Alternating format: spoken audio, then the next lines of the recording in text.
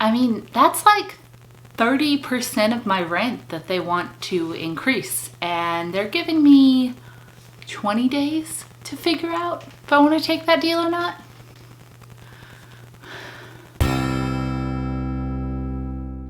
Hi friends, I am Sarah, also known as Budget Girl here on the internet, and today I'm coming at you with another 5 frugal things video where I break down some recent actions that I have taken that have either positively or negatively affected my financial life in the hopes that you will be inspired to learn from my mistakes.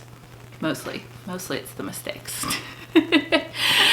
Because I believe that it is the day-to-day things that we do, the small expenses that add up to either create the financial life that we want or sink us. If you're new here, I used this theory to get out of $33,000 worth of debt, making mostly an income of $26,000 a year, and I did it in just 3 years and 3 months. I have a whole long series of me in debt and post-debt talking about little things that I did that improved my finances, and the fails you can take as cautionary tales or just laugh at them because sometimes they're funny. If you enjoy accessible finance advice for any income, I'd love it if you joined me here. I am on a goal to hit 100,000 subscribers this year. I also have some pretty big money moves coming up, which we'll hit on later in the video. And if you want to see daily content from me, you can check me out on Instagram, where I post all sorts of stuff. So let's start at work. So first thing is that I got an email from HR. I have a day job at Texas A&M where I do communications work, and I do Budget Girl channel and website and all associated things as my side hustle. So my day job, which is wonderful, emailed me and said, if you do the following things, you get a $30 a month discount on your insurance. And I have done that every year I've been there. They did add something this year. Not only do you have to get like a wellness checkup by a certain date and then submit a form, but this year you also have to do a little online course where it teaches you how to like stress less or eat better, and it's like you have to sign in almost every day for 2 full weeks. But by doing that, I'm saving $360 a year, which is not chump change. You can do a lot of things with $360. I can think of a ton of things that I would rather do with $360 than spend it when I don't want to. And Maggie, buying her dog treats, for instance. This is Maggie. She has a sweater now because I'm that person. So I have to complete those 2 things by June 30th, and I will continue to get my $30 a month discount, which makes my insurance free, which is fantastic. My employer pays for all of it as long as I do those things, and I'm very thankful for it because I've had jobs where either I couldn't afford the insurance or they didn't offer it at all. Been there. So if your employer offers any perks like that, or you need to get a certain exam by a certain time, go ahead and try to schedule it now so you're not bumping up against any deadline for fiscal years. It's good to get it out of the way at the beginning of the year. I always do. Just get it over with. You don't have to worry. And also make sure to check your employee benefits package and see if there's anything like that that is applicable to you that you might not be already using. Some insurances and workplaces offer incentives for like health or wellness initiatives. They might subsidize a gym membership or do something like that that could benefit your pocketbook and your overall life. My second frugal thing, it was also at work. I looked back through all of my card statements and I realized that I have not eaten at the restaurant that exists in the building that I work in for an entire year.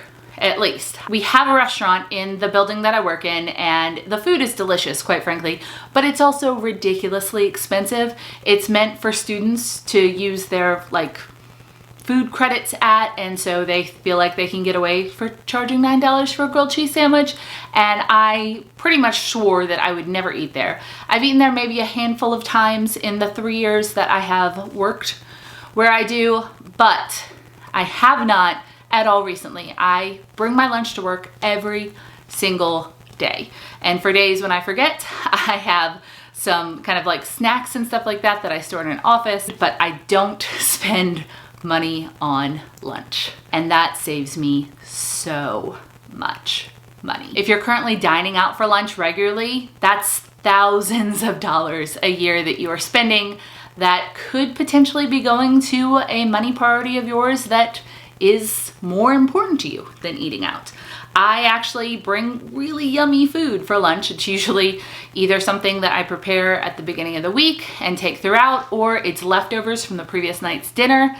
Either way, it's more nutritious, it tastes better, and it's a whole lot cheaper. If you need some inspiration on how to meal prep or plan or grocery shop on a budget, I have a whole playlist that I will link below, and I have so many where I actually showed the meals that I prep for lunch for the week and how much they cost and the breakdown and everything like that, and I think you'll enjoy it. I also have a post on my website, budgetgirl.com, on how to hack your sad desk lunch, and it goes over some of the things that you can keep at the office no matter how little space you have or in your car that can elevate your lunch and not make you feel like you are brown bagging it to kindergarten with PB&J. I will link that down below as well. So my third frugal thing is that I actually spent almost $700 on 4 new tires and brake pads for my car. Now, historically in this series, anytime I had to spend out of pocket for car expenses, I've always called that a fail. But this time I don't feel like it is, and I'll tell you why. First off, prior to the car that I'm driving now, which I bought only a few months ago, it is a 2014 Nissan Versa Note in this real cute peacock blue color.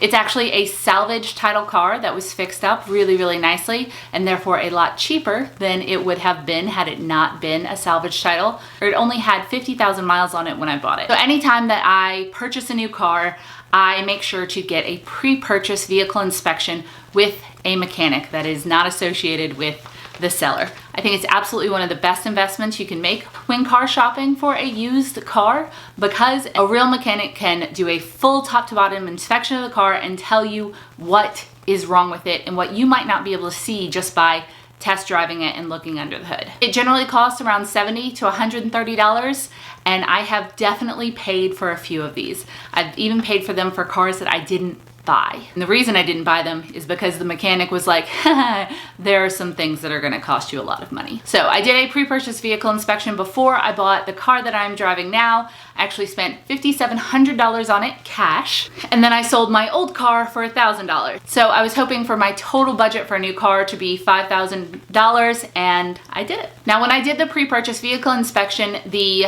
mechanic did say that the tires were original to the car and that the brake pads were a little bit low, and also that the rotors were a little low or off or something. Essentially, he pointed out a few things and then gave me estimated costs for replacement or repair. I then decided whether or not it was worth it to me to purchase the car, knowing that those issues were going to cost me money a little while down the road. For this car, I felt like it was worth it. So a few months later, Jacob and I just went on a little vacation to Houston for his 30th birthday, and we came out from the Airbnb to a big old nail in one of the tires. We took it to a local tire and service center, and they reminded me again, like, hey, your tires are getting kind of low. They had passed inspection fine, but it was one of those things where you're gonna have to replace them eventually. I had them run a few cost analyses, and I decided that it was worth it to go ahead and pull the trigger on 4 new tires and replacing the brake pads. In part because they had a buy 3 tires, get 1 free deal,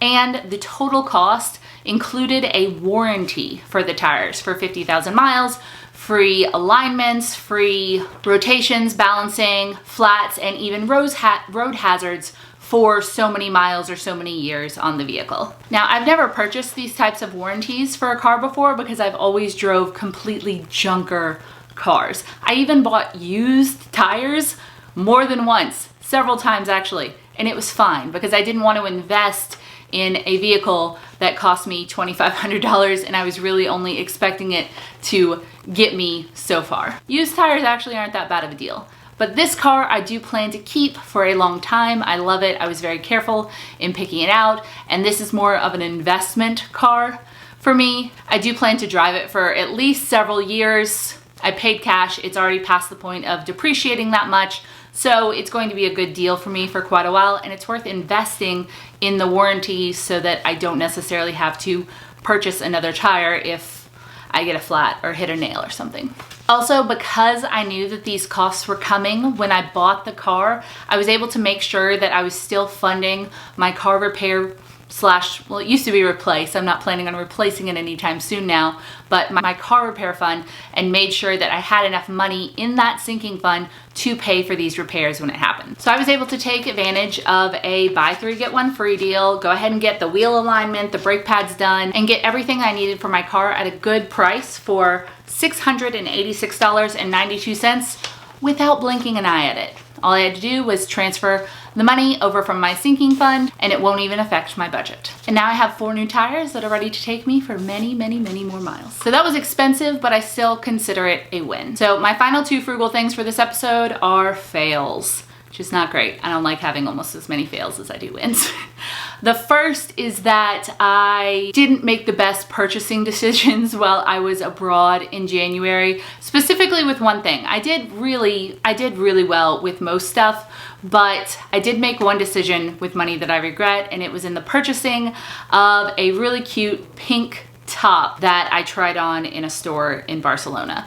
So I normally would not have bought this top, but I thought that it would go really well with a skirt that I had at home, and honestly, it didn't fit that well, but I was worried because I'd been looking for a top for this skirt for a really long time, and I knew that I wouldn't be able to go back to the store and get it because it was in Barcelona, and it just wasn't a good decision. I knew it buying it.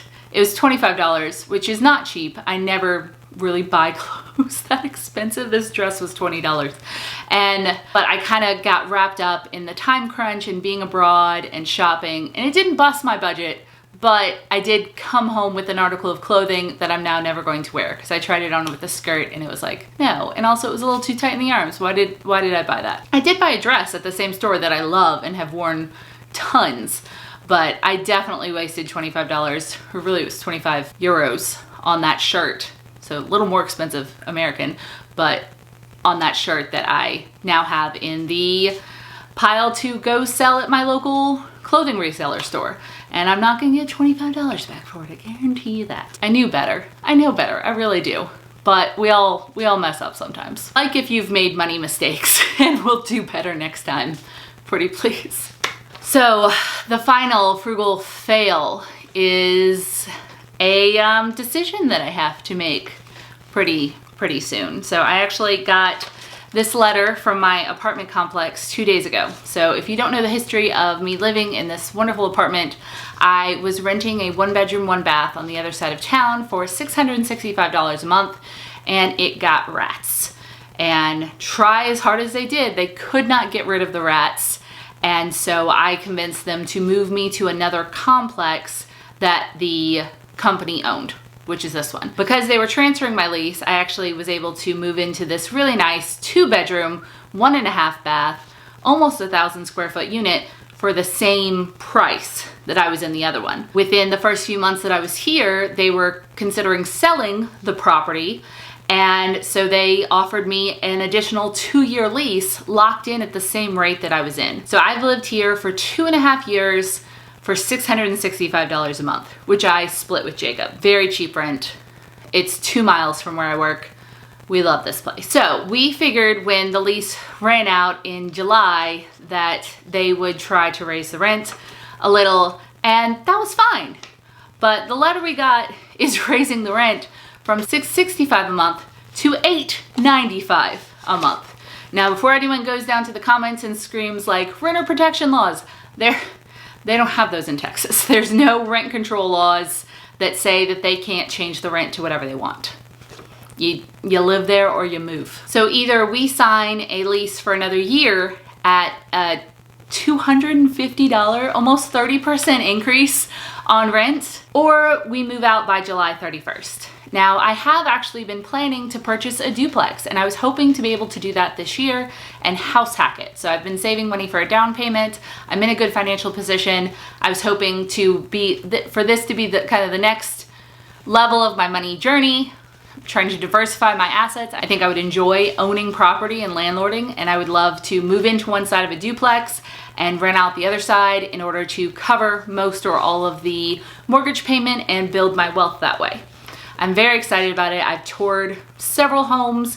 I've been saving up for a good down payment, but I haven't saved up as much as I'm comfortable with yet. for a down payment. And I haven't really been in a hurry so far to find the perfect place. I've looked, I want to see what's out there, but I even told my real estate agent, like, I'm not in any hurry. I want to see what I can get for the money that I'm willing to spend. So duplexes in this area cost anywhere from $150,000 to upwards of $1 million, because some of them are in very nice swanky areas near the university. That's not in my budget. So I'm hoping to find one around $200,000. That's about what I can afford. And I just don't know if I'm ready yet. So here's the icing on the cake. They want to know by the end of this month if we're gonna re-up the lease or not. They've made a lot of the units in the apartment complex that I live in Vrbo or Airbnb units, and they're charging $120 a night. And they seem to be booked up a lot based on the amount of traffic that's around here. So I don't think I'm gonna be able to negotiate with them on this, because $665 a month from me, or potentially $120 a night from Vrbo, I'm gonna try to talk to my landlady and see if maybe I could sign a 6-month lease, or if there's a way that I can take a little longer to give her my decision, because my options at this point are pay almost 30% more for where I want to live, also potentially be locked in here for another year, move to find another place, move all of our crap, and sign at least a year lease there, or buy a house potentially sooner than I wanted, or sooner than I really planned to. And with money, I tend to be very cautious, and I tend to be very much like the turtle in the race, because I want to be sure. I don't tend to rush into decisions like this, and I'm not sure I'm ready. So I have that decision, and it's pretty much a fail all around, because either I pay more or I am stuck for another year not owning, or I am buying potentially not the best valued property that I can. So I'd love to hear your thoughts on all of that. Gonna have some real thinking and researching and possibly real fast saving to do. So that's a quick update into my life and the money things that I've been dealing with lately, both wins and fails. I would love to hear your money wins and fails down below. We can all learn from each other, either to do better or to avoid doing the same thing again. And I really hope you enjoyed this one. So subscribe if you would like to see what happens with me in this apartment. Can you tell I'm a little stressed about it? And like this video if you enjoyed watching me get real open about my money fears on the internet. I will see you guys next time. Bye.